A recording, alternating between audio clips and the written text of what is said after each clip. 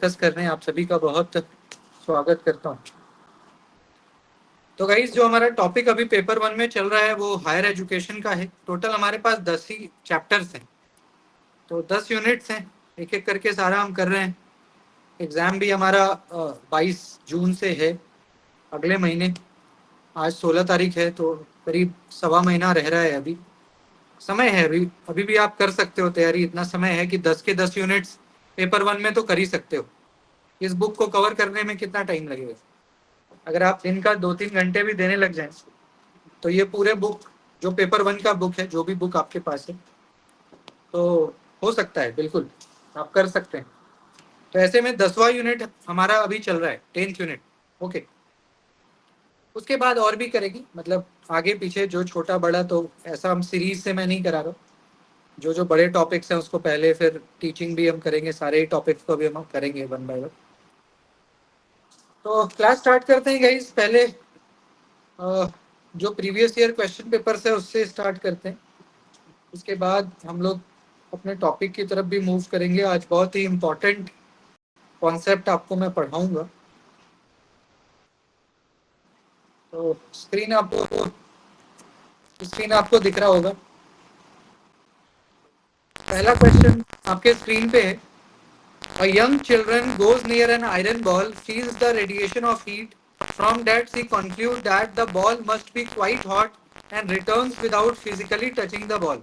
Here the cognition is through. यानी कि एक बालक है, एक बच्चा है, जो कि एक लोहे के बॉल के पास जाता है और उसको गर्मी महसूस होता है, उसको लगता है वो गर्म है। ठीक है, तो वो क्या करता है कि अपना हाथ हटा लेता है, क्योंकि उसको लग जाता है भाई हाथ जल जाएगा। तो ऐसे में इसको किस तरह का कॉग्निशन बोलेंगे? परसेप्शन यानी प्रत्यक्ष ज्ञान, या नॉलेज थ्रू एनालॉजिकल रीजनिंग, या इंटरेंस, या फिर वर्बल अथॉरिटी? किस तरह का ज्ञान है ये?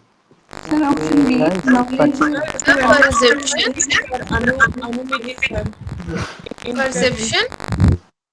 यानी आप कोई काम करने गए और आपको पहले ही पता लग गया कि भैया इससे खतरा है, और आपने पहले ही क्या किया, आप संभल गए। जैसे ही आपको पता लगा कि ये डेंजरस है तो आप अलर्ट हो गए।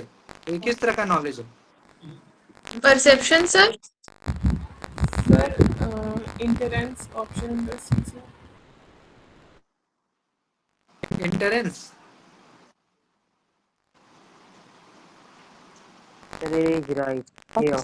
सर, इंटरेंस है या वो इन्फरेंस है? कहीं स्पेलिंग मिस्टेक? इन्फरेंस का मतलब क्या होता है कि जो डेटा हमें दिया हुआ है उससे हम लोग नया नॉलेज निकालते हैं। यानी जो क्लू आपके पास है, मान लीजिए कोई क्लू है, कोई हिंट है, तो उसके थ्रू आप नॉलेज को गेन करते हो, लॉजिक रीजनिंग लगा के।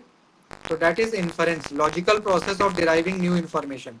यानी एक तार्किक तरीका है नए ज्ञान को प्राप्त करने का from existing data. That is called inference. Perception का मतलब है कि प्रत्यक्ष, जो कि एकदम मतलब है ना, प्रत्यक्ष आप किसी को देखे, आपको उसका अनुभव हुआ, ज्ञान हुआ। तो क्या होना चाहिए आंसर? हालांकि यहाँ पे इन्फरेंस ही होना चाहिए, क्योंकि यहाँ पे क्वेश्चन ये कह रहा है कि एक छोटी बच्ची लोहे के गेंद के निकट जाती है, ऊष्मा के विकिरण को अनुभव करती है, उससे निष्कर्ष निकालती है कि गेंद अवश्य ही अत्यधिक। यानी कि हम लोग क्या कर रहे हैं यहाँ पे, हम लोग यानी कि किसी एक सिचुएशन से जो है इंफॉर्मेशन हम लोग डिराइव कर रहे हैं। यानी वो जो छोटी बच्ची है उसको ये मतलब कि अनुभव होता है, वो एक्सपीरियंस करती है वहाँ के गर्म वेदर टेम्परेचर को देख के कि यहाँ पे कुछ खतरा है, यानी कि ये जो है अत्यंत गर्म होगा, यानी हीट होगा। ये इन्फरेंस है। इन्फरेंस का मतलब क्या होता है कि किसी एक सिचुएशन से, किसी एक स्थिति परिस्थिति या कोई ऐसा कोई क्लू है, उसमें लॉजिक लगा के आप नॉलेज को गेन करते हो, तो वो इन्फरेंस है। सर इन्फरेंस का मतलब अनुमति होता है क्या? अनुमिति है, अनुमति नहीं है, अनुमिति। अनुमति इज डिफरेंट। अनुमति मतलब तो मतलब परमिशन हो गया ना। अनुमिति है ये ज्ञान प्राप्ति का साथ, ज्ञान प्राप्ति से, मीन्स ऑफ नॉलेज से रिलेटेड एक टर्म, ज्ञान प्राप्ति। सर ये तो सेंसेस के थ्रू ही पता चल सकता है ना कि मतलब हॉट कोल्ड वगैरह। बट यहाँ पे देखिए, सही बोल रहे हैं आप, बट वो बच्ची उसको टच नहीं की है ना। टच करती तभी ना सेंस आता, टच। उस बच्ची ने तो आसपास के कंडीशन को देख के फील किया कि यहाँ पे हीट है। क्वेश्चन में क्या कह रहा है कि ये एक जो यंग चिल्ड्रन है वो आयरन बॉल के जब पास जाती है तो उसको ये अनुभव होता है, उसको ये फील होता है कि भाई उसको वो जब रेडिएशन देखती है तो उसको लगता है कि यहाँ पे कुछ गड़बड़ है, यानी ज्यादा ही गर्म होगा ये आयरन, तो मुझे इससे दूर रहना चाहिए। तो यहाँ पे सेंस ऑर्गन से ज्यादा आपको कहीं ना कहीं आपने वहाँ के सिचुएशन को देख के ये अंदाजा लगाया कि यहाँ पे कुछ गड़बड़ है। गड़बड़ है मतलब ये जो है बहुत ही गर्म है, इससे मुझे दूर रहना चाहिए, तो इसलिए इन्फरेंस में होगा। ठीक है, अगर वही वो टच करती तब उसको फील होता है कि अरे यार ये तो गर्म है, तो फिर वो सेंस ऑर्गन मतलब आता, क्योंकि टच के थ्रू आपको पता लगा।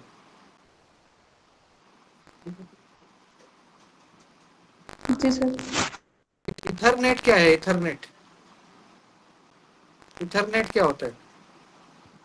Option C. Sir, option number C is a system that connects a number of computers or devices together to form a LAN. LAN LAN. क्या होना चाहिए? सर सी ही है, यूएसबी वगैरह एग्जांपल है।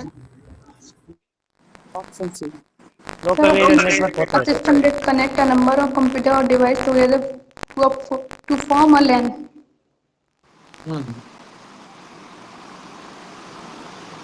यानी कि जो हमारा इथरनेट होता है ये क्या है? एक पारंपरिक मतलब ट्रेडिशनल टेक्नोलॉजी है। क्या है ये? ट्रेडिशनल टेक्नोलॉजी है, बहुत पहले से ये चलता आ रहा है। इथरनेट पहले इथरनेट ही होता था।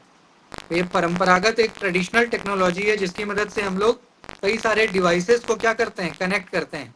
जैसे अब तो इंटरनेट आ गया, वाईफाई आ गया, पहले इथरनेट ही होता था।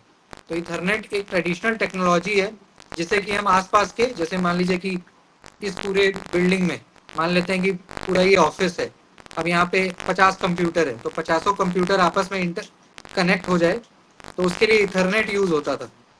ठीक है, तो एक तरह से नेटवर्क लैंग्वेज है इथरनेट, एक नेटवर्क लैंग्वेज है जो पुराने समय में इससे काम होता था। ठीक है, डिवाइसेस जैसे आजकल हम लोग करते हैं ना ब्लूटूथ से, या हॉट स्पॉट ऑन करते हैं ताकि इंटरनेट हम लोग है ना वाईफाई शेयर करते हैं ना, तो पहले ये चलता था इथरनेट। यहाँ पे सर वो फिजिकल यूएसबी होता है ना, चार्जिंग केबल होता है यूएसबी, वो सब ईथरनेट में आता है। यूएसबी वगैरह।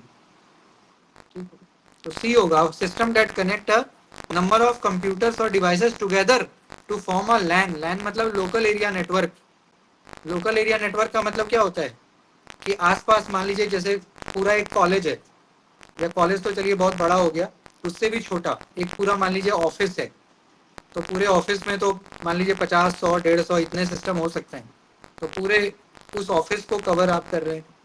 या हॉस्टल है, हॉस्टल मान लीजिए 2-3 हॉस्टल्स हैं आसपास, तो that is local area network. Sir इसमें वाईफाई भी आ सकता है ना, मतलब इस एग्जांपल के लिए? हाँ वाईफाई भी है। वाईफाई का हालांकि 100 मीटर तक का ही रेंज होता है, वाईफाई का रेंज है ना, एक लिमिटेशन है उसका, पर है वही सारे कई सारे वाईफाई को मिला करके पूरा नेटवर्क बनाते हैं लोकल एरिया नेटवर्क। क्योंकि मान के चलिए कि अब कोई ऑफिस है तो ऑफिस में इंटरनेट पासवर्ड तो ये सेम ही होता है ना, पूरे एक ही वाईफाई जा रहा होता है, बट उसी में कई सारे पॉइंट्स लगाए जाते हैं ताकि हर जगह पे वो, क्योंकि वाईफाई का एक लिमिटेशन है ना 100 मीटर 150 मीटर, तो फिर 100 मीटर के बाद एक और सिस्टम लगेगा, फिर और सिस्टम, तो इस तरह से कई सारे सिस्टम को मिला के पूरा लोकल एरिया बनता है ताकि सभी को स्पीड और कनेक्टिविटी सभी की ठीक हो, फास्ट चले, अच्छा चले। जी ये दो स्टेटमेंट यहाँ पे आपको दिख रहा है। पहला स्टेटमेंट क्या कह रहा है कि noise pollution has an adverse impact on hearing ability as well as psychological wellbeing of a person. Noise pollution का क्या मतलब कह रहा है कि नॉइज पॉल्यूशन जो होता है ना उसका एक एडवर्स इम्पैक्ट है, यानी कि विपरीत प्रभाव पड़ता है किस पे? हियरिंग एबिलिटी पे। यानी नॉइज पॉल्यूशन मतलब ध्वनि प्रदूषण, तेज तेज आवाज इस तरीके का, उससे क्या होता है हमारे हियरिंग एबिलिटी पे बहुत बुरा प्रभाव पड़ता है। और सिर्फ हियरिंग ही नहीं, साइकोलॉजिकल वेलबींग पे भी, मतलब हमारा मनोवैज्ञानिक भी आप डिस्टर्ब हो जाएंगे। आप देखते हो जहाँ पे तेज तेज बिल्कुल एकदम फास्ट गाना बज रहा है या कुछ ऐसा जो कंस्ट्रक्शन टाइप का ना, जहाँ पे दिन भर कुछ ना कुछ आवाज हो रही है तेज तेज, उससे क्या होता है हम इरिटेट होने लग जाते हैं, कई तरह की बीमारियां भी हो जाती हैं लॉन्ग टाइम में। तो बहरापन तो होता ही है, एक इरिटेशन, साइकोलॉजिकल भी परेशानी। दूसरा स्टेटमेंट कह रहा है कि human perception of noise level is linear, यानी मानवीय धारणा ध्वनि स्तर के संबंध में रहती, मतलब एक जैसा है, चाहे नॉइज कैसा भी हो, ज्यादा कम, हमारा जो परसेप्शन है वो एक जैसा ही होता है, चाहे नॉइज बहुत ज्यादा हो तो भी, कम हो तो भी, एक जैसा ही हम, क्या ऐसा है? No, sir. First is second is second is false. Sir second statement समझ नहीं आया sir, Both are false. Second statement समझ नहीं आया सर। सेकेंड स्टेटमेंट, इसका मतलब ये होता है गाइस कि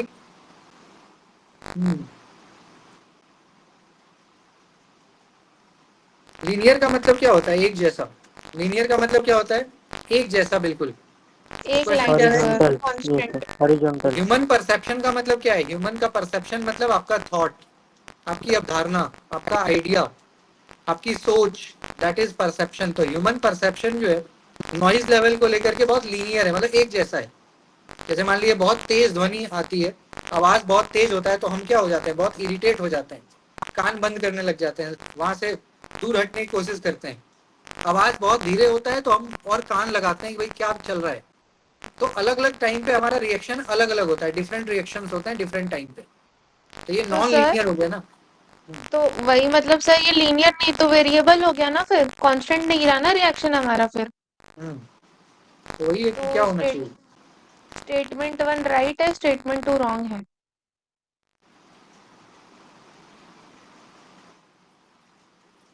क्या Sir, होना option चाहिए? C. Option C. Statement 1 is true, but statement 2 is false.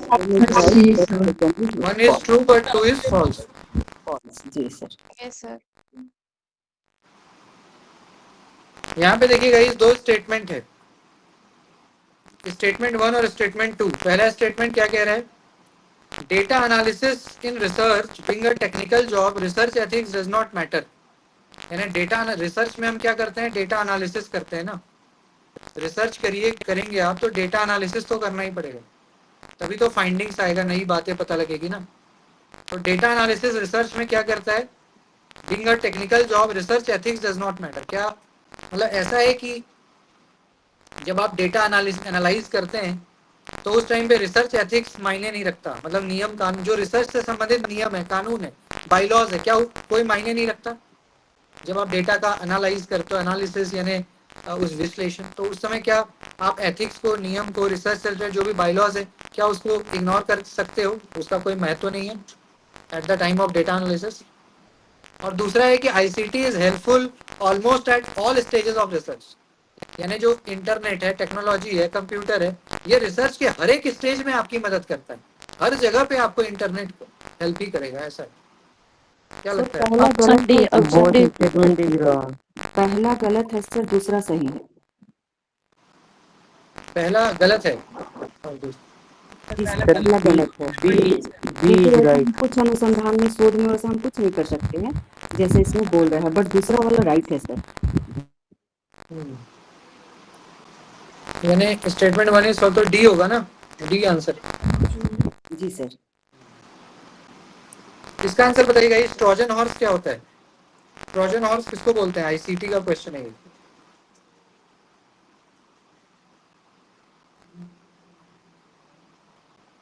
Sir ये तो एक स्टोरी नहीं थी जिसमें किसी दो गैंग में लड़ाई हुई थी और फिर उन्होंने ट्रोजन हॉर्स में अपने लोगों को भेज के वहां पे लड़ाई करवाई थी और आर्मी में हेल्प हुई थी उनको इस ट्रोजन हॉर्स की वजह से। ये कोई स्टोरी भी है ना सर, किसी दो गैंग के बीच में लड़ाई होने की?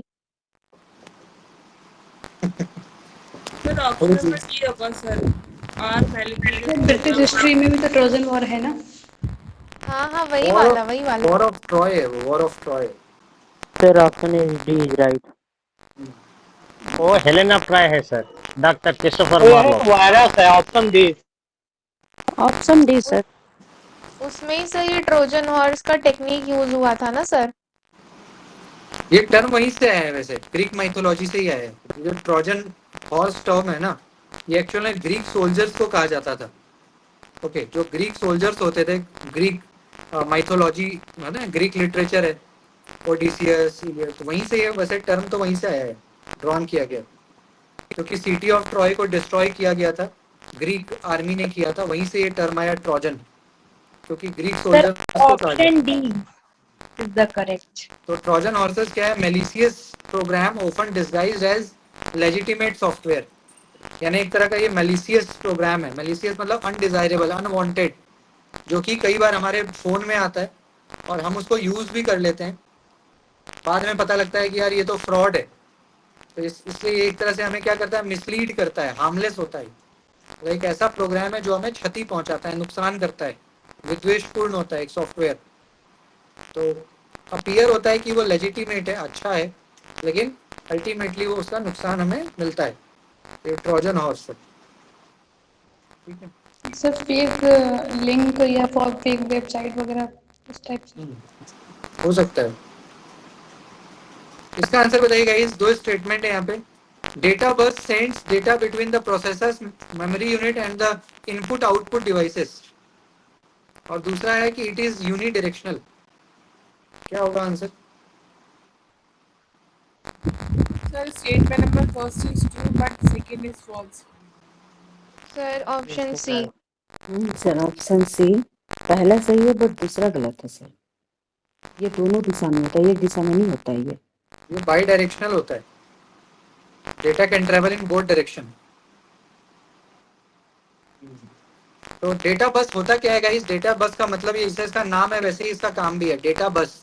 बस क्या करता है, हमें एक जगह से दूसरे जगह तक ले जाता है, यही करता है ना, बस का काम क्या है, to carry public from one person to another, ऐसे ही डेटा बस है, तो डेटा को कैरी करेगा, एक जगह से दूसरे जगह ये ट्रांसफर करता है ना, तो डेटा बस एक तरह से वायर है, kind of physical group of wires, कई सारे वायर्स, और electronic pathway that transfer data between main computer system, जैसे सीपीयू, मेमोरी, इनपुट डिवाइसेस, यानी कंप्यूटर से जुड़े जितने भी कंप्यूटर के पार्ट्स हैं, चाहे वो प्रोसेसर हो, मेमोरी हो, इनपुट डिवाइस, आउटपुट, हर जगह पे क्या होता है, कहीं ना कहीं इंफॉर्मेशन जाता है आता है, जाता है आता है, यानी पूरे कंप्यूटर में इंफॉर्मेशन वगैरह चलता रहता है ना, कम एंड गो, तो वही डेटा बस है, यानी एक ऐसा बस जो कि इंफॉर्मेशन को, डेटा को एक जगह से दूसरे जगह, दूसरे से तीसरे, फिर तीसरे से पहले, तो ये चलता रहता है, इसलिए ये बाई डायरेक्शनल है, ये यूनी डायरेक्शनल नहीं है, यानी सिर्फ ये जाता है ऐसी बात नहीं है, ये जैसे प्रोसेसर से मेमोरी, मेमोरी से इनपुट, फिर इनपुट से प्रोसेसर,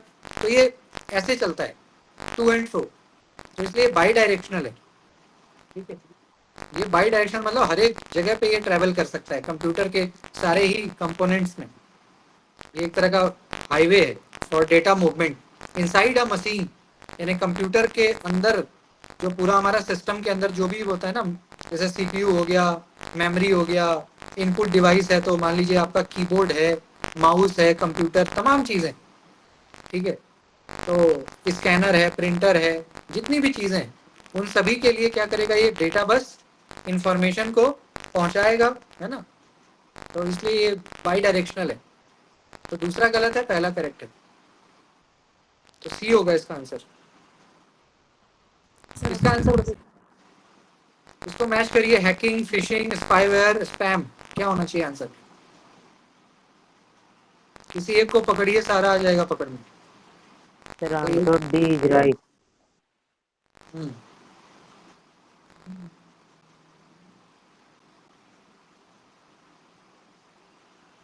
ये जो सर फिशिंग है, व्यक्तिगत डाटा का अवैध प्रयोग करना, illegal usage of personal data. Option number D है आंसर। सर, ए का फोर्थ होगा, बी का फर्स्ट होगा, सी का सेकंड, नहीं, बी का थर्ड होगा, सी होगा सर, ऑप्शन नंबर बी, ए का फोर्थ, बी का थर्ड, सी का सेकंड। ए का फोर्थ यानी कि सर हैकिंग का होगा, इलीगल यूज ऑफ पर्सनल, और बी का थर्ड यानी कि सर, बी का थर्ड आइडेंटिटी फ्रॉड, फिशिंग का मतलब, और सी का सेकंड यानी कि सी का स्पाई वार का होगा, gives the originator access to all data entered by the keyboard, and spam का होगा clog up our user inbox with sir option B. Option number B होगा sir. Option B. Number B होगा sir, B होगा। D होना चाहिए ना sir.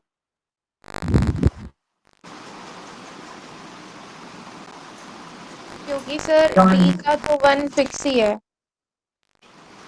D D होगा ना, D for Delhi. Yes, sir. Yes D sir. is right. Sir होगा sir, option number B. Phishing means illegal user personal data. ये तो illegitimate तो हैकिंग का, तो क्योंकि क्या होना चाहिए बी और डी, क्योंकि स्पैम का तो समझ में आ रहा है, स्पाईवेयर का मतलब भी यही है, मैलिशियस सॉफ्टवेयर है, तो वही आइडेंटिटी फ्रॉड। तो स्पैम स्पाईवेयर का सी का 3 हो सकता है, क्योंकि सी का 2 gives the originator access to all the data entered by the keyboard. D होगा आंसर।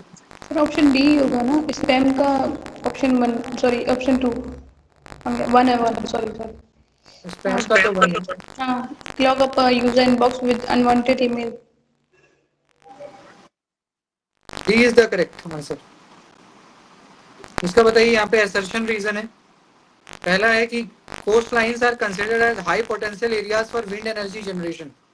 सर ये क्वेश्चन हम लोग ऑलरेडी कर लिए हैं सर। किए हुए यस सर। कब किया है ये? लास्ट मंथ जैसे किए थे सर, इस पे हम लोगों ने डिस्कशन भी किया था काफी लंबा। तो ऑप्शन नंबर डी होगा sir, AICTE is not dealing। AICTE is not dealing with the maintenance of standard in which one of the following areas? AICTE इन 4 में से किसको डील नहीं करता है? Hotel management, town planning. AICTE है क्या वैसे? AICTE है क्या वैसे? आप बताइए ना, अभी आपने कहा कि हमने बहुत लंबा चौड़ा डिस्कशन किया, तो बताइए। ये वाला नहीं सर, इसके ऊपर का जो क्वेश्चन है उस पे लंबा हमने बहुत लंबा चौड़ा डिस्कशन करा था। AICTE क्या है? AICTE का मतलब होता है all India council for technical education. जो इंजीनियरिंग कॉलेजेस को मान्यता देता है। इंजीनियरिंग कॉलेजेस है ना, तो इंजीनियरिंग कॉलेजेस को गवर्न करता है AICTE। भारत में जितने भी इंजीनियरिंग कॉलेजेस हैं, चाहे वो IIT क्यों ना हो, IIT, NIT या जितने भी कॉलेजेस इंजीनियरिंग टेक्निकल कोर्सेज के, उसको गवर्न करेगा AICTE, जिसकी स्थापना 1945 में हुई थी। तो उसमें सारे कोर्सेज, कौन सा कोर्स नहीं आता है ऐसा पूछ रहा है। Is not dealing. Sir nursing. Option B labour surgeon. Option B nursing. Nursing को शायद Yes, sir. IMC करता है। Option number C pharmacy. Option B town planning. Pharmacy कौन डील करता है? IMC डील करता है ये नर्सिंग को, और फार्मेसी को यही ICT में ये AICT भी करता है। क्या होना चाहिए आंसर? सर डी होना चाहिए sir, nursing. Yes, sir. D is right. Nursing को कौन डील करता है? Medical council of India, MCI, MCI। INC sir, Indian nursing council sir. Indian nursing council. Yes sir. वैसे तो इसमें होटल मैनेजमेंट, टाउन प्लानिंग तो चलिए सिविल इंजीनियरिंग से रिलेटेड है, तो ये हो भी सकता है। वैसे AICTE डील करता हो सिविल, होटल मैनेजमेंट, ये तो मैनेजमेंट से रिलेटेड कोर्स है। फार्मेसी, नर्सिंग, ठीक है, नर्सिंग हो सकता है वैसे, फार्मेसी ठीक। तो अब हम लोग गाइस अपने टॉपिक पे आते हैं। आज मैं आपको यही पढ़ाने भी वाला हूँ, जो हमारे कई सारे सर इसका आंसर क्या हुआ सर? नर्सिंग ना, nursing. Yes sir nursing. Nursing. तो हायर एजुकेशन से जुड़े जितने भी बॉडीज हैं, जैसे अभी आपने मेरे से AICTE पूछा ना, तो वो भी हम लोग अभी पढ़ेंगे। तो उच्च शिक्षा से रिलेटेड जितने भी बॉडीज हैं, जो गवर्निंग बॉडी कह लीजिए, रेगुलेटरी बॉडी कह लीजिए, स्टैट्यूटरी बॉडी कह लीजिए, जितने भी बॉडीज हैं जो हायर एजुकेशन को चलाते हैं, गवर्न करते हैं, दिशा निर्देश करते हैं, या उसको पढ़ेंगे। तो सबसे पहला टर्म हमारे पास एक आता है NBA, national board of accreditation. बहुत इंपॉर्टेंट है ये। नेशनल बोर्ड ऑफ एक्रेडिटेशन, जिसको हिंदी में क्या कहते हैं, राष्ट्रीय प्रत्यायन बोर्ड, राष्ट्रीय प्रत्यायन परिषद भी कह सकते हैं, बोर्ड जो भी कह सकते हैं, तो एनबीए। ठीक है, तो एनबीए क्या होता है गाइस, एक तरह का ऑटोनॉमस ऑर्गेनाइजेशन है, इंडिया का एक स्वायत्त संस्था है, एक ऐसा संस्था जो क्या है, स्वायत्त है। और खास करके जो भारत में टेक्निकल इंस्टीट्यूशंस हैं, जैसे भी मैंने इंजीनियरिंग कॉलेजेस की बात की, आईआईटी हो गया, या जो बड़े बड़े यूनिवर्सिटीज हैं इंजीनियरिंग के फील्ड के टेक्निकल, तो उसको ये क्या करता है, एक्रेडिटेशन देता है। जैसे कि engineering colleges, management colleges, pharmacy, architecture, computer applications, तो जहाँ पे मान लीजिए बीसीए की पढ़ाई है, एमसीए, बीबीए, एमबीए, है ना। देखिए उस क्वेश्चन का आंसर हमें मिल गया ना, क्योंकि फार्मेसी जो है ये इंजीनियरिंग से रिलेटेड, मतलब एआईसीटी में ही आएगा, तो नर्सिंग ही है उसका आंसर, नर्सिंग ही होगा। तो गाइस इस तरह के जितने भी कोर्सेस हैं, ऐसे कई सारे कॉलेजेस हैं ना जहाँ पे engineering, management, pharmacy, architecture, BCA, MCA, इस टाइप के जो वोकेशनल कोर्सेस, तो वहां पे एनबीए क्या करता है, इस तरह के कॉलेजेस को एक्रेडिट करता है। किस बेस पे, उनके परफॉर्मेंस के बेस पे, कि वहां पे किस तरह की पढ़ाई है, कितना प्लेसमेंट हो रहा है, कितना जॉब हो रहा है, क्या माहौल है, क्या सिलेबस है, हर चीज को देखता है। क्वालिटी स्टैंडर्ड हो रहा है कि नहीं हो रहा है, इंडस्ट्री रिक्वायरमेंट, मतलब हर चीज को देखने के बाद एनबीए क्या करता है, आपको एक्रेडिटेशन देता है। तो एनबीए एक्रेडिटेशन मिलने से आपके कॉलेज का स्टेटस क्या हो जाएगा, हाई हो जाएगा। अभी मान लीजिए कोई कॉलेज है, उसमें एनबीए को ने उसको एक्रेडिट नहीं किया, तो उसका स्टैंडर्ड क्या होगा, लो। लेकिन जैसे ही किसी कॉलेज को एनबीए का एक्रेडिटेशन मिल जाता है, यानी एक मोहर लग गया कि हाँ भैया ये कॉलेज क्या है, एनबीए ने इसको मान्यता दे दी, इसका मतलब उस कॉलेज का स्टैंडर्ड क्या हो जाएगा, रेज हो जाएगा, कि हाँ भाई भारत सरकार के किसी स्वायत्त संस्था ने इसको मतलब मोहर लगा दिया कि भाई ये एनबीए ने इसको पास कर दिया। तो एनबीए हालांकि प्रत्येक 3 साल पे होता है। जैसे मान लीजिए कि कोई भारत की यूनिवर्सिटी है, मान लीजिए गलगोटिया यूनिवर्सिटी है या एमईटी यूनिवर्सिटी है, यहाँ पे इंजीनियरिंग वगैरह मैनेजमेंट सारे कोर्सेस है ना, तो मान लीजिए कि एनबीए क्या होगा, प्रत्येक 3 साल में, जैसे 2026 में एनबीए हुआ, पूरा विजिट हुआ, सारी चीजें देखी गई और एनबीए ने आपको दे दिया, मोहर लगा दिया, तो फिर 3 साल बाद आएगा वो। ऐसा नहीं कि एक बार दे दिया जीवन भर, फिर 3 साल बाद आएगा फिर से।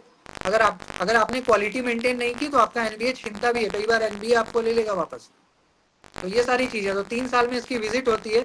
इसको 1994 में बनाया गया था, 1994 में, और ये एआईसीटी के अंदर ही काम करता है। तो एआईसीटी क्या है गाइस, एक अम्ब्रेला है, एक फादर बॉडी है, all India council for technical education. उसने क्या किया, एक एक्रेडिटेशन का एनबीए करके बना दिया कि भैया आप जाइए तमाम कॉलेजेस में और उसकी क्वालिटी को चेक करिए, और अगर क्वालिटी उसका ठीक है तो क्या उसको दे दो, एनबीए एक्रेडिटेशन दे दो। ठीक है, 2010 में गाइस एनबीए को एक इंडिपेंडेंट बॉडी बना दिया। इट मींस एनबीए जो है वो स्वायत्त है, कहीं पे भी जाके अपने अकॉर्डिंग काम कर सकता है, और इसका हेडक्वार्टर कहाँ है, नई दिल्ली। तो 1994 से लेकर के आज तक ये भारत में खास करके जो टेक्निकल एजुकेशन इंस्टीट्यूशंस हैं वहां पे ये बड़ा ही मतलब रेलिवेंट है, प्रासंगिक है आज भी। ये क्या इंश्योर करता है, एक तो ये कि भैया आपके यहाँ पे एजुकेशन क्वालिटी होनी चाहिए, एजुकेशन में क्वालिटी, सिलेबस अच्छा सिलेबस हो, ठीक है, प्रोग्राम आपके यहाँ अच्छे अच्छे चल रहे हो, प्लेसमेंट हो रहा है कि नहीं हो रहा है बच्चों का, जो आपका स्टैंडर्ड है वो ग्लोबल मतलब कि इंटरनेशनल स्टैंडर्ड को आप मीट कर रहे हो कि नहीं कर रहे हो, ठीक है, इम्प्रूवमेंट है कि नहीं है बच्चों के रिजल्ट में। क्योंकि जो मान लीजिए कि आपके कॉलेज में 500 बच्चे हैं, तो 500 में इस बार 300 पास किया, अगली बार 350, तो मतलब बच्चों का रिजल्ट बेहतर हो रहा है कि नहीं हो रहा है डे बाय डे। इन सभी के बेस पे आपको एनबीए क्या करता है, एक्रेडिट करता है। ठीक है, और एनबीए का एक्रेडिटेशन मिलना किसी कॉलेज के लिए बड़ी बात होती है कि मुझे एनबीए एक्रेडिटेशन किसी कॉलेज के लिए बड़ी बात होती है ना। तो एनबीए किसके किसके लिए होता है गाइस, एक तो इंजीनियरिंग के लिए होगा, एमबीए कॉलेजेस में होगा, एमसीए में होगा, फार्मेसी में होगा, आर्किटेक्चर में होगा, यानी इस तरह की पढ़ाई जहां पे भी है, इंजीनियरिंग की पढ़ाई जहां पे है, एमबीए की पढ़ाई जहां, एमसीए की पढ़ाई, फार्मेसी की पढ़ाई, इस तरह की पढ़ाई वहां पे एनबीए जाएगा, 3-3 साल पे जाएगा।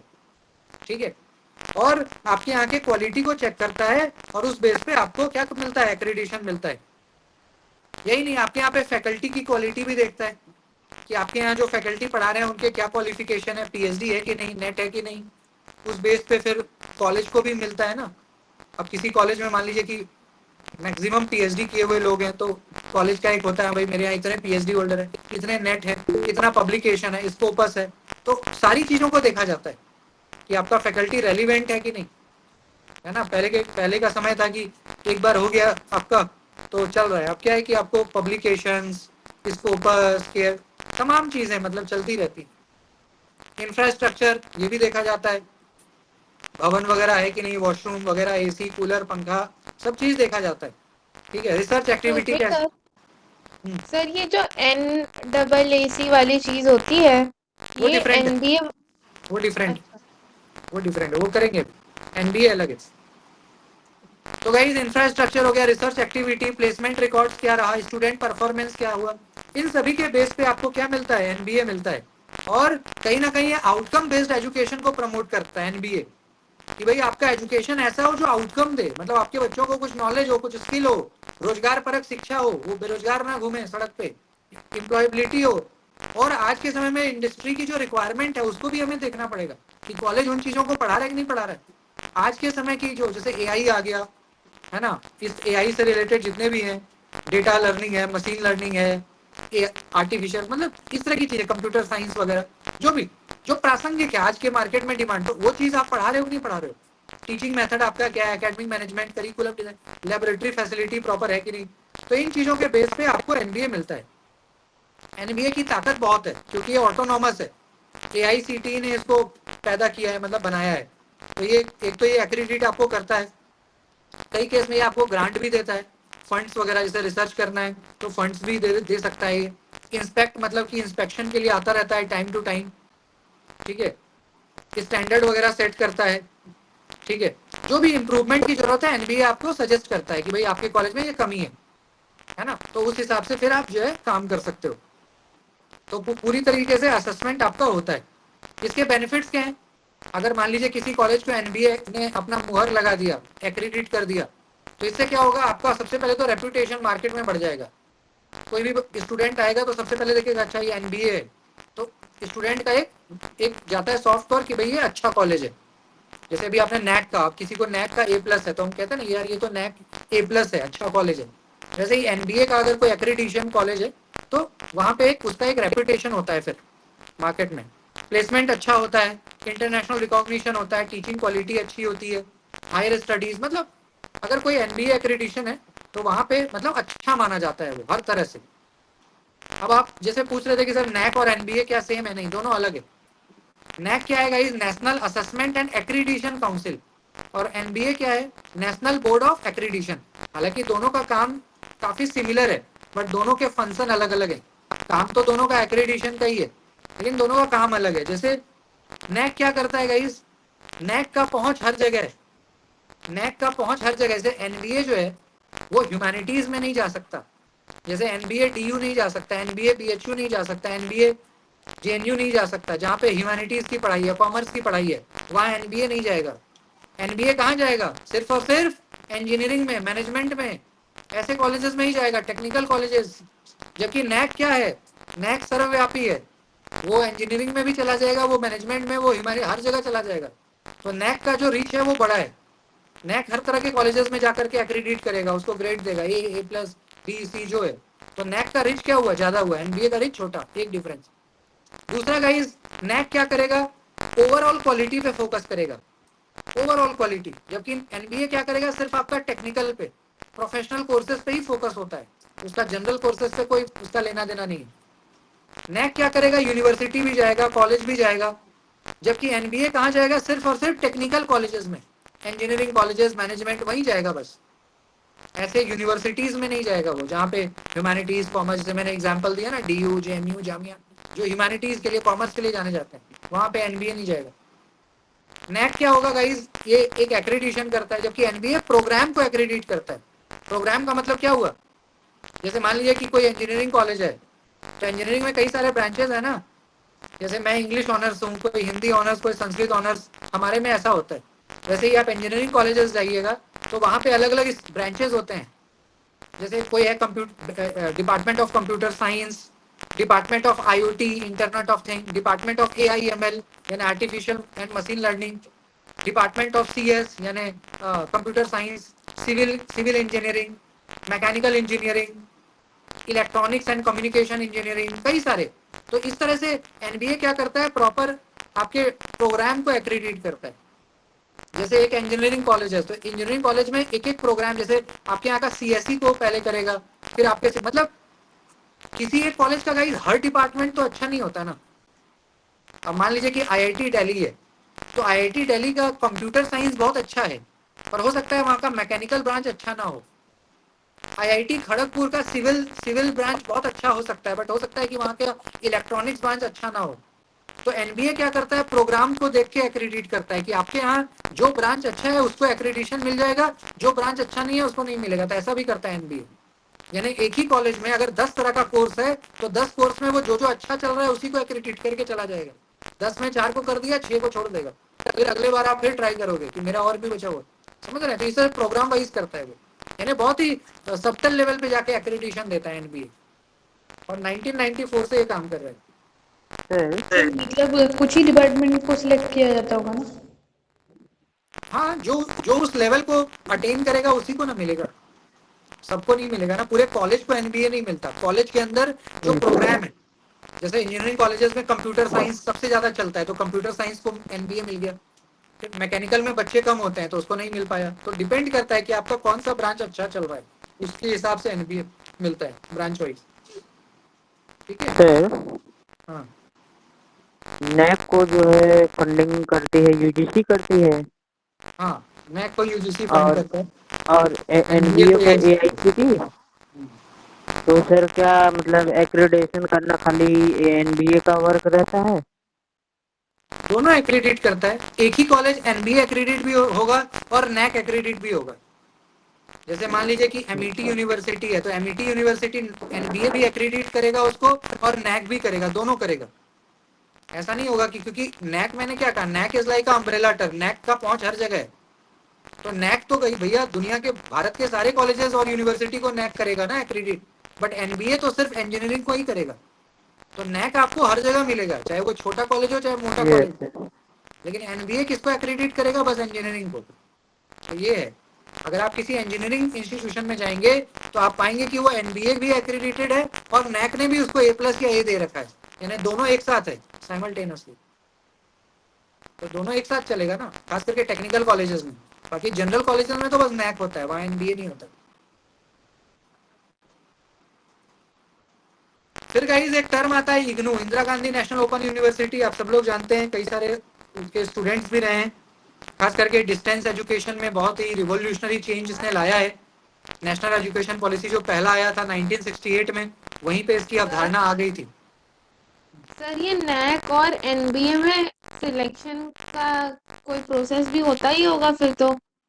क्या सिलेक्शन का प्रोसेस?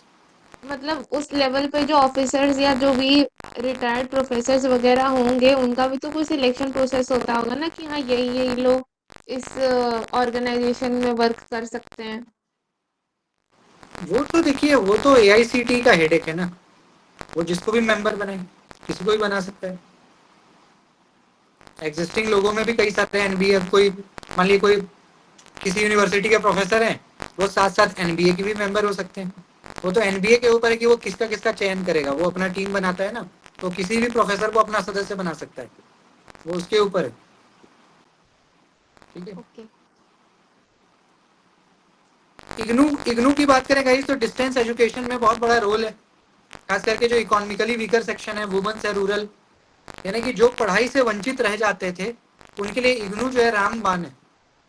इग्नू के आने से क्या है कि हर तरह के स्टूडेंट अब इसमें कवर हो जाते हैं, कोई छूटता नहीं है।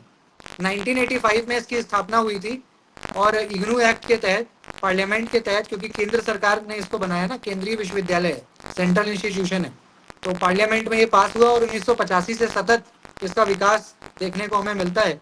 हेडक्वार्टर नई दिल्ली है, और इंदिरा गांधी प्रधानमंत्री थी, उन्हीं के नाम पे ये बनाया गया IGNOU, Indira Gandhi national open university. ठीक है। इसका उद्देश्य क्या है कि भारत के सभी तबके, जो भी हर तरह का सोसाइटी, गरीब अमीर, काला गोरा, हर तरह, जो भी, हर एक राज्य, सभी को मतलब बराबर शिक्षा मिले, डिस्टेंस एजुकेशन मिले, कम पैसे में, अफोर्डेबल आपको मिले, स्किल आप डेवलप करें। तो इग्नू इसमें बहुत ही सहायक है। अब तो ऑनलाइन लर्निंग भी आ गया, इग्नू भी समय के साथ अपने आप को बहुत अपडेट किया है।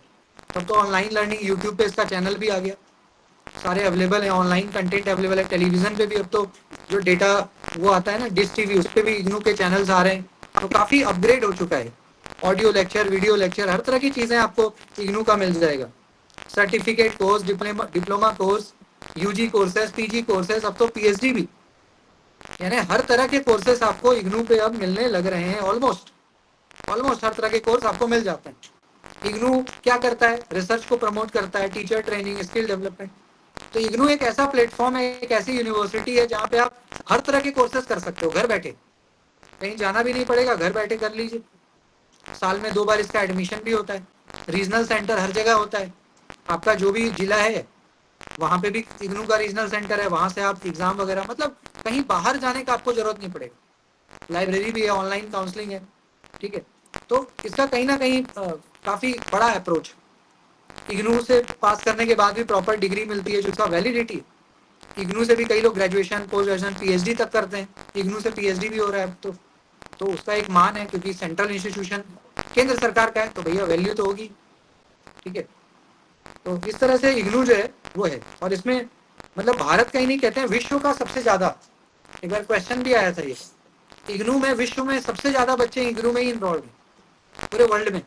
जो सबसे ज्यादा स्टूडेंट है वो किसके पास है? इग्नू के पास 30 लाख हैं सर। 30 लाख। जी सर। हालांकि इसका कुछ चैलेंज भी है। एक तो ये है कि रेगुलर क्लासरूम नहीं होता ना इग्नू में, हर दिन नहीं होता, मंडे टू फ्राइडे वाला सिस्टम नहीं है यहाँ पे। नहीं सर, सैटरडे संडे वो वाला है। तो एक तो ये दिक्कत है, दूसरा कि स्टडी मटेरियल कभी कभी थोड़ा देर से पहुंचता है घर तक, क्योंकि बाई पोस्ट आता है ना, तो इसमें डिले, कई बार डिजिटल इंफ्रास्ट्रक्चर को बेटर करने की जरूरत है। और यहाँ पे इग्नू में क्या है ना, सेल्फ डिसिप्लिन।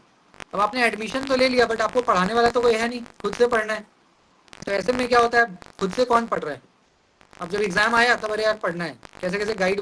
तो ये सेल्फ डिसिप्लिन की भी बात है। नहीं सर, कभी कभी ना बहुत अच्छा देता है। कभी कभी तो इतने टीचर आते हैं ना, इतने पढ़े पढ़े सब आते हैं ना, कि अच्छा लगता है। फिर उन लोग का लेक्चर सुन के, उन लोग से बात करके फिर वो अच्छा लगता है। इग्नू में जो भी आते हैं मैम सारे वेल क्वालिफाइड होते हैं। वो सेंट्रल यूनिवर्सिटी है ना, उसका सिलेक्शन प्रोसेस तो वही होता है जो बड़े बड़े यूनिवर्सिटी का है। बस सेल्फ डिसिप्लिन का मतलब ये नहीं कहा कि जैसे किसी बच्चे ने मान लिया इग्नू में एडमिशन ले लिया, तो कोई फॉर्मेटिव या कोई समेटिव कोई यूनिट टेस्ट तो है नहीं, अब डायरेक्ट सेमेस्टर एग्जाम होगा। तो जब एग्जाम होगा तब बच्चा, अच्छा अब एग्जाम है, तो मैं उस सेंस में कह रहा हूँ। बाकी जो इस पे कंटेंट और जो फैकल्टीज है वो तो अनमैचेबल। ऑनलाइन क्लास भी चलता है सर? अब चलने लगा ऑनलाइन। सर तो एक guys- सेलिब्रिटी है जिनका हाँ? करियर का, एक सेलिब्रिटी है जिनका करियर का बहुत ह्यूज डाउनफॉल हो गया है, अब वो भी इग्नू से साइकोलॉजी पढ़ रहे हैं सर। इग्नू में कोई भी पढ़ सकता है, एनीबडी एंड एवरीबडी। अब गाइस रेगुलर यूनिवर्सिटी और इग्नू में अगर अंतर की बात करें, भाई क्या अंतर है, क्या डिफरेंस है? तो इग्नू में क्या, रेगुलर में क्या है गाइस, हम हर दिन जाते हैं, Monday to Friday, Monday to Saturday. IGNOU में क्या है, डिस्टेंस लर्निंग, घर बैठे। पहले तो सिर्फ बुक आती थी, अब तो चलो ऑनलाइन होने लग गया, यूट्यूब होने लग गया, टीवी, तो अब तो घर बैठे सारी चीजें मिल रही है आपको। रेगुलर में फिक्स शेड्यूल होता है, टाइम फिक्स है, जाना है क्लास, अटेंडेंस मैंडेटरी होता है। इग्नू में अटेंडेंस का कोई चक्कर नहीं है। रेगुलर यूनिवर्सिटी में फीस ज़्यादा होता है, इग्नू में फीस भी कम है, कम पैसे हैं, 5,000, 6,000, 10,000, डिपेंड है किस तरह का कोर्स है, उस हिसाब से फी है, ठीक है। तो इसलिए इग्नू जो है इसका अपना एक मान है, अपनी एक वैल्यू है, भारत में काफ़ी मान है इसका ना, वैल्यू है। तो 1985 में इसकी स्थापना है। इसके बाद गाइस जो एक नया आजकल आया है ना, HECI, आपको पता है कि भारतीय जो शिक्षा नीति आई है, नई शिक्षा नीति, उसमें क्या है कि अब यूजीसी और AICTE खत्म हो जाएगा मतलब जैसे अभी क्या है, यूजीसी अलग है, AICTE अलग है। अब क्या है, इन सबको क्लब करके एक नया बॉडी बन गया ना, जिसका नाम क्या है, HECI। तो अब ये सब एक हो जाएगा, एक देश एक बॉडी। हायर एजुकेशन में एक ही बॉडी होगा, यही higher education commission of India, HECI। इसी के अंदर सारे होंगे, यूजीसी, AICTE सब अब इसके अंदर आ जाएंगे। ये अब एक अम्ब्रेला की तरह काम करेगा। तो इसके बारे में जानते हैं ये क्या है, नया बना है। तो ये गाइस कहीं ना कहीं एक रेगुलेटरी बॉडी है, जिसको भारत जो नई शिक्षा नीति अभी आई है ना 2020 में, उसके अंदर ही आया है। पहले ये नहीं था, अभी जस्ट बनाई है, रिसेंट है ये। और इसमें क्या होगा कि जो यूजीसी है या जो AICTE है उसको रिप्लेस कर दिया जाएगा, और उसको रिप्लेस करके अब इसको लाया जा रहा है, HEI को, ताकि गाइस क्वालिटी बढ़े, ट्रांसपेरेंसी बढ़े, एफिशिएंसी बढ़े, और कहीं ना कहीं एक सिंगल विंडो, क्योंकि अभी भारत सरकार क्या चाह रही है, हर चीज में सिंगल विंडो चाहती है। सिंगल विंडो का मतलब क्या है, जैसे एक देश एक भाषा, एक देश एक जो एनटीए आया है ना, प्रोडक्ट एग्जामिनेशन बॉडी, तो इसी तरह से हायर एजुकेशन में भी सरकार चाहती है कि एक देश है तो एक ही निकाय हो, एक ही बॉडी हो, अलग अलग बॉडी ना हो, यूजीसी, एआईसीटीई या और भी जो बॉडी है सबको मिला के एक कर दो। तो एचईसीआई का मेन एम क्या है कि एक सिंगल सिंप्लीफाइड बॉडी बनाना, ताकि जो कि पूरे भारत के उच्च शिक्षा को रेगुलेट करे। ठीक है, तो ये एचईसीआई का काम है। इसमें यूनिवर्सिटी ग्रांट कमीशन भी इसका पार्ट है। तो जो एचईसीआई बनेगा ना, उसमें उसके पार्ट्स होंगे फिर कई सारे, जैसे उसमें किसी का काम ग्रांट देने का होगा, किसी का काम कुछ होगा, तो अलग अलग सभी का काम होगा, लेकिन मालिक मतलब जो मेन बॉडी होगा वो एक ही होगा, एचईआई। ठीक है, इसके बाद क्या, नीति आयोग, आप लोग जानते हैं नीति आयोग, जिसका फुल फॉर्म क्या है, national institution for transforming India. NITI Aayog पहले क्या था, पहले था प्लानिंग कमीशन चलता था, मनमोहन सिंह जी के टाइम पे 2014 तक चला प्लानिंग कमीशन, उसी का नाम बदल के क्या कर दिया, नीति आयोग 2015 से। तो पहले भारत में चलता था प्लानिंग कमीशन ऑफ इंडिया, जो कि भारत के लिए पूरा प्लान बनाता था, उसी का नाम बदल करके क्या हो गया, नीति आयोग 2015 से। इसका फुल फॉर्म क्या है, national institution for transforming India, Bharat को बदलने के लिए, विकसित करने के लिए एक बॉडी। तो ये बड़ा एक प्रीमियम थिंक टैंक है भारत सरकार का, जो कि क्या करता है, प्लानिंग करता है, पॉलिसी बनाता है, हर तरह से देखता है भारत में क्या जरूरत है, क्या कमी है, कैसे हमें विकास कर सकते हैं, अच्छा कर सकते हैं। तो हर एक क्षेत्र में नीति आयोग सोचता है, एक स्ट्रैटेजी बनाता है, टेक्निकल एडवाइस देता है, चाहे वो केंद्र सरकार हो चाहे राज्य सरकार हो, हर एक मुद्दे पे, चाहे इकोनॉमिक चाहे सोशल, यानी आर्थिक मुद्दे पे भी और सामाजिक मुद्दे पे भी, देश में क्या बेहतर हम कर सकते हैं, उसको लेकर के नीति आयोग जो है एक तरह का थिंक टैंक है। ठीक है, 2015 के 1 जनवरी से ये आया, क्योंकि इससे पहले मैंने बताया ना क्या था, प्लानिंग कमीशन ऑफ इंडिया, इसी का नाम बदल दिया, नीति आयोग कर दिया। हेडक्वार्टर इसका नई दिल्ली में ही है। उसका ऑब्जेक्टिव क्या होता है गाइस, पहला की प्रमोट कोऑपरेटिव फेडरलिज्म, यानी संघवाद, यानी पावर शेयरिंग। इट मींस क्योंकि हम डेमोक्रेटिक कंट्री है ना, तो इसलिए इसका एक मकसद ये भी है कि भाई सभी के सहयोग से देश चले, सभी के सहयोग से, सभी के सजेशन फीडबैक से देश में जो है नए नए पॉलिसी बने। दूसरा sustainable development, long term policies, innovation, entrepreneurship, governance, economic growth, मतलब मिला जुला के देश के विकास की चिंता करता है। सर इनके ना इंटर्नशिप की भी बहुत ज्यादा वैल्यू है, इन लोग जो इंटर्नशिप प्रोवाइड करते हैं ना, वो भी सीवी में बहुत अच्छा वर्क करता है सर। ऑब्वियस सी बात है गाइस, अब एक मतलब एक तरह से ये मुझे लगता है कॉन्स्टिट्यूशनल बॉडी है, तो यहाँ से करने से तो होगा ही रेपुटेशन। तो गाइस अब ये भारत के लिए पॉलिसी बनाता है ना, भारत में जितने भी पॉलिसी बन रहे हैं, सरकार की जितने भी पॉलिसीज है, नीति है, वो सब यही सजेस्ट करता है नीति आयोग। तो एक तरह का थिंक टैंक है, economic policy, development strategy, social welfare में हर तरह का जितने भी आप देख रहे हो ना भारत सरकार के जो भी स्कीम चल रहे हैं, वो सब यही नीति आयोग ही डिसाइड करता है। इसलिए इसका वैल्यू तो होगा ही। मॉनिटर भी करता है, इनोवेशन को प्रमोट करता है कि देश में और नई नई चीजें हो, ट्रांसफॉर्मेशन हो, टेक्नोलॉजी आए, सतत विकास को भी ध्यान में रखता है, यानी पर्यावरण को बचा के चलना है। ठीक है, इसके मेंबर क्या क्या होते हैं गाइस नीति आयोग का। सबसे पहले चेयरपर्सन, जो नीति आयोग का अध्यक्ष कौन होगा, भारत का प्रधानमंत्री। जो इंडिया के प्राइम मिनिस्टर होंगे ना, वही नीति आयोग के क्या होंगे, चेयरपर्सन, अध्यक्ष। उसके नीचे वाइस चेयरमैन कौन होंगे, जिसको प्राइम मिनिस्टर नियुक्त करेंगे, अपॉइंट करेंगे कि हाँ भाई ये मेरा वाइस चेयरपर्सन होगा। उसके गवर्निंग काउंसिल में सारे चीफ मिनिस्टर होते हैं, सभी स्टेट्स के चीफ मिनिस्टर, लेफ्टिनेंट गवर्नर होते हैं, जैसे पुडुचेरी है ना, दादर नगर हवेली, दिल्ली, जो भी लेफ्टिनेंट गवर्नर है यूटीज के, उसके होते हैं। फिर एक सीईओ भी होता है appointed by the government of India. तो इस तरह से नीति आयोग का पूरा एक स्ट्रक्चर है और सब मिलके इसमें क्या करते हैं, काम करते हैं।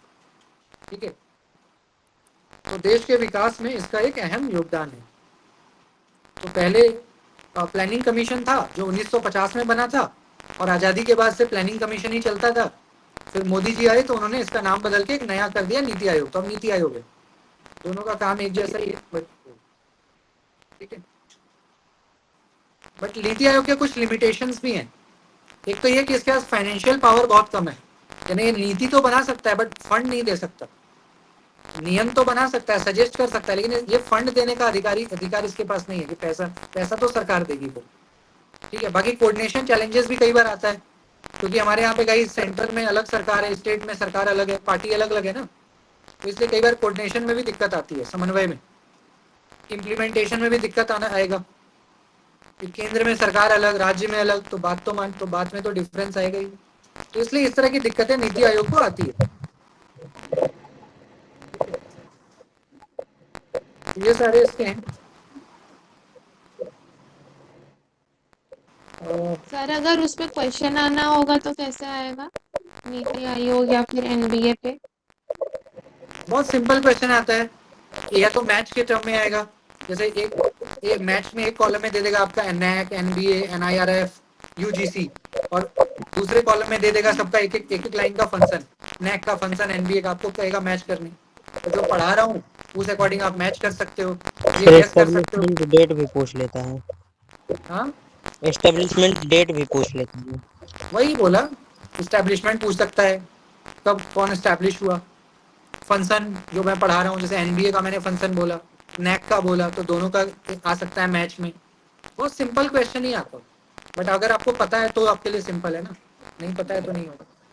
सर ऐसा कुछ तो नहीं आएगा ना कि 3 फंक्शन दे देंगे एनबीए के और फिर एक गलत दे देंगे और पूछेंगे कि इनमें से कौन सा ऑड है या फिर कौन सा रॉन्ग है?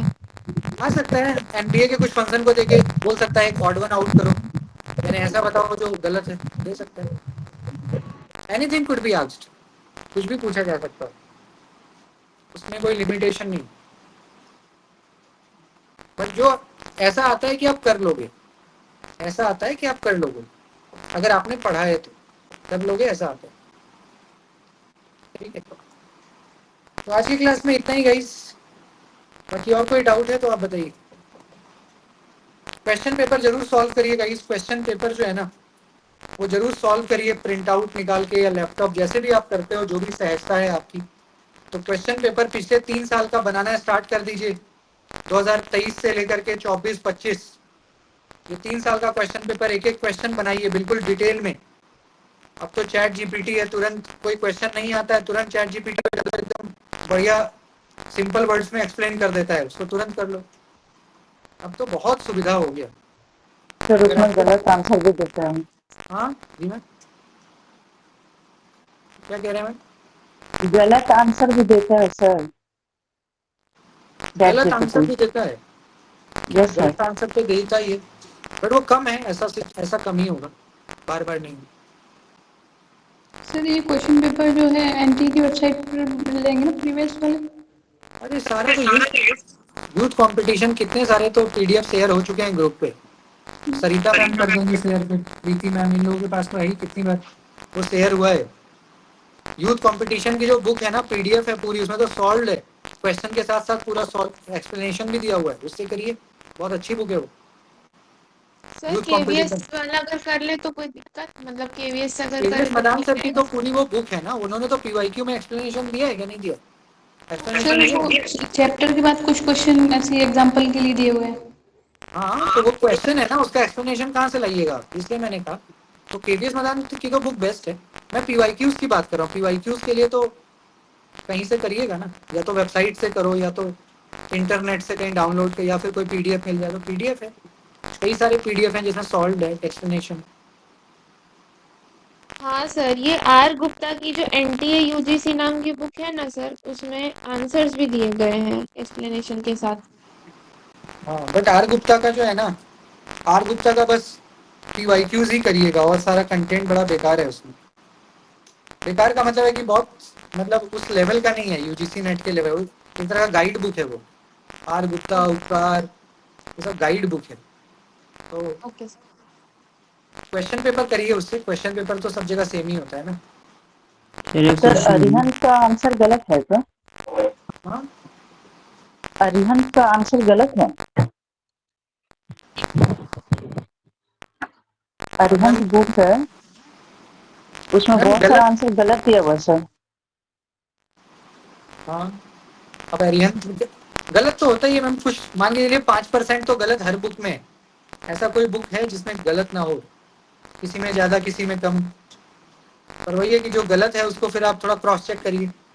100% करेक्ट आपको कहीं नहीं मिलेगा, कुछ ना कुछ मिस्टेक तो जब एग्जाम एनटीए लेता है मैम, 150 क्वेश्चन आता है, उसी में से 5-7 क्वेश्चन गलत निकल जाता है, क्योंकि वो क्वेश्चन पेपर कितने बड़े बड़े स्टॉलवर्ड्स बनाते होंगे ना, तो गलतियां तो कुछ ना कुछ निकलती ही है, बट फिर भी हम रिलाय ऑन तो करना ही पड़ेगा ना किसी बुक पे। सर उसमें चैप्टर वाइज फिगर भी दिया हुआ है, बहुत अच्छा सर, बट आंसर तो आंसर आप मैम ढूंढिए, इंटरनेट पे देख लीजिए, चैट जीपीटी पे देखिए, और भी है परफेक्ट सही, गूगल पे चेक करिए, टेक्स्ट बुक ऐप पे देखिए, टेक्स्ट बुक ऐप कितना अच्छा है, जो भी क्वेश्चन आप यूजीसी का डालिए, टेक्स्ट बुक कितना अच्छा एक्सप्लेनेशन देता है, उस पे देखिए, टेक्स्ट बुक ऐप पे सारे दिए हुए हैं।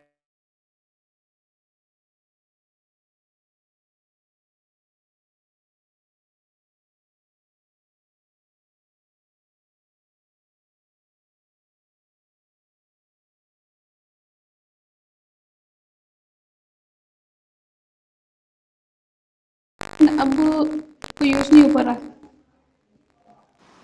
पता नहीं, वो मुझे रैंडम किसी क्लास के स्टूडेंट ने ही लिंक भेजा था, बोला सर सबको भेज दीजिए, थोड़ा प्रमोशन इसका कर दीजिए, सब लोग इसको करेंगे, एमसीक्यू अच्छा फायदा है, मैंने कर दिया। फिर मैं उसके कांटेक्ट में नहीं, तो पता नहीं उसका क्या सिस्टम है, मतलब उसने बोला था मैं मॉक सेशन वगैरह सारा इसमें डाला हूँ, उसने मैंने शेयर किया था, तो अब क्या उसमें नहीं आ रहा है?